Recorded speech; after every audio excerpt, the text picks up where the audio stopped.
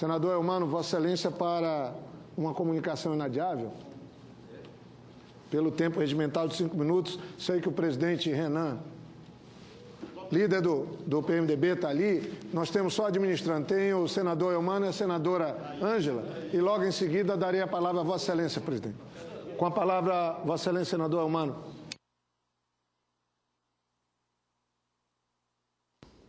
Senhoras e senhores senadores, senhor presidente, no dia 1º de setembro de 1977, o Brasil aderiu à Convenção para a Proteção do Patrimônio Mundial, estabelecido pela Conferência Geral da Organização das Nações Unidas para a Educação, a Ciência e a Cultura. A Convenção teve por objetivo evitar a perda irreversível de uma herança natural e cultural que está espalhada pelo planeta e que pertence a toda a humanidade. As riquezas materiais e imateriais, classificadas pela Unesco como Patrimônio Mundial da Humanidade, preenchem critérios tão estritos e tão rigorosos que qualquer ameaça à sua conservação representa um risco de perda irreparável para as gerações atuais e as gerações futuras. Nosso país, senhor presidente, abriga 20 sítios listados pela Unesco como patrimônios mundiais. São riquezas naturais, como o Parque Nacional do Iguaçu e o Pantanal, e culturais, como Ouro Preto e as ruínas jesuíticas de São Miguel das Missões, no Rio Grande do Sul. Um desses patrimônios mundiais, e digo isso com muito orgulho, senhor presidente, senhoras e senhores senadores, localiza-se no sul do nosso estado, o Piauí, que trata-se do Parque Nacional Serra da Capivara.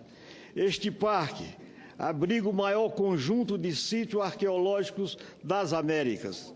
Trata-se de uma das coleções arqueológicas mais importantes do mundo e é um memorial excepcionalíssimo das populações mais remotas que vieram povoar o nosso continente.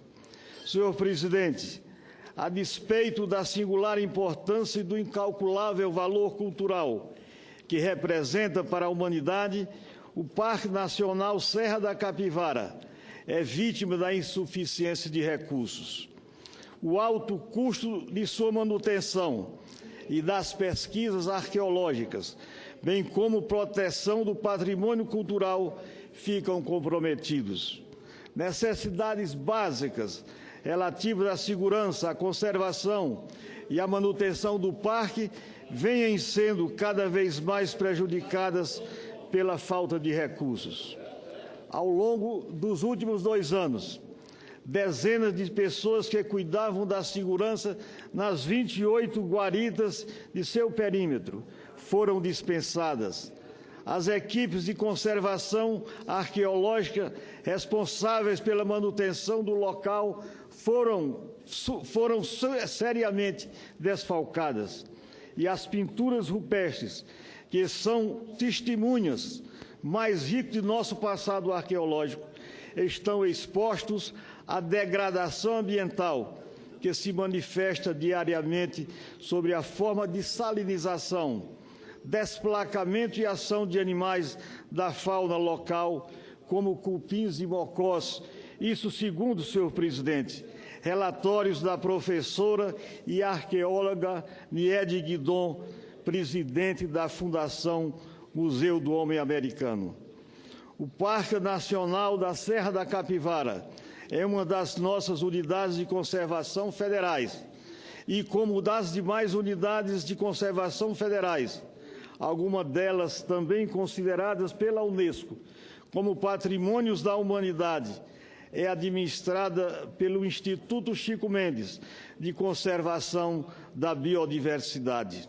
Esse instituto é uma autarquia, como sabe muito bem Vossa Excelência, do Ministério do Meio Ambiente, que administra os recursos financeiros destinados às unidades de conservação. Nesses tempos, senhor presidente, de crise econômica, de ajuste fiscal e de instabilidade política, os recursos destinados à preservação ambiental, que historicamente sempre foram escassos, estão desta vez minguados e minguando à medida que passa o tempo. Descontados do orçamento da União, os vultosos montantes direcionados ao refinanciamento da dívida pública e à repartição de receitas com estados e municípios, e considerando ainda apenas o orçamento efetivo da União, o percentual destinado ao Ministério do Meio Ambiente em 2017 corresponde, até o momento, a apenas 0,12% do orçamento efetivo da União. Observando números relativos aos últimos 4 anos, esse percentual revela-se igualmente irrisório, sempre abaixo de 0,2% do orçamento efetivo da União. Senhor presidente, sabemos das dificuldades por que passa nosso país. Sabemos da importância e das carências em áreas como educação, saúde e segurança pública. Sabemos também que, além de tudo isso, mas não podemos perder de vista que a degradação de nosso patrimônio natural e cultural, uma vez instalada, será irreparável e o prejuízo será incalculável. Senhor presidente, senhoras e senhores senadores, nossas últimas, aliás, unidades de conservação, estejam elas nos cerrados, na Amazônia, na Mata Atlântica ou no Pantanal, estejam lá no Piauí ou no estado de cada um de vossas excelências, nossas unidades de conservação merecem ser tratadas com muito mais cuidado, mais atenção e mais recursos.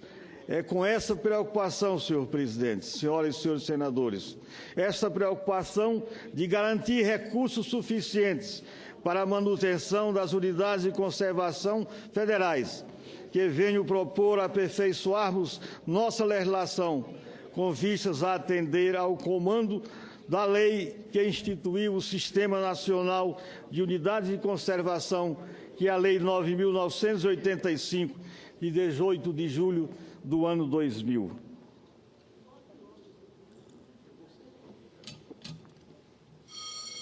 Assim, senhor presidente, com a alocação desses recursos, a administração e as finanças dessas unidades terão melhores condições para suas verdadeiras missões. Senhor presidente, estamos já terminando o nosso pronunciamento. Queria mais 1 minuto de atenção de Vossa Excelência e senhores senadores.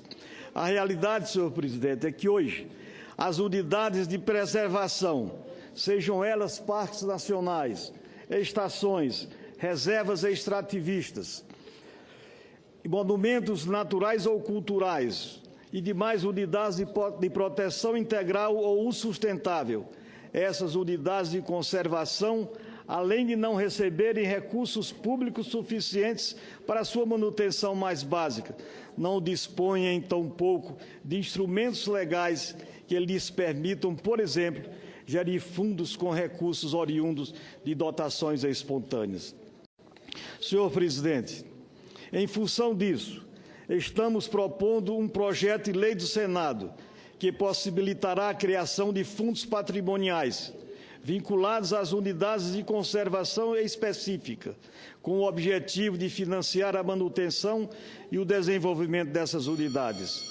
Esses fundos terão personalidade jurídica de direito privado e receberão doações de pessoas físicas ou jurídicas. Os recursos doados serão irrevogáveis, não ensejarão rendimentos de qualquer natureza para os doadores e poderão, até determinado limite, ser descontado do imposto de renda ou da contribuição social sobre o lucro. Esses fundos, senhor presidente, serão geridos segundo regras específicas para garantir rentabilidade e sustentabilidade financeira por longos períodos de tempo. Este PLS vai ao encontro da legislação que atualmente rege as unidades de conservação federais. Ele cria, por outro lado, uma fonte de recursos em potencial, que até agora não encontrava canais adequados para que se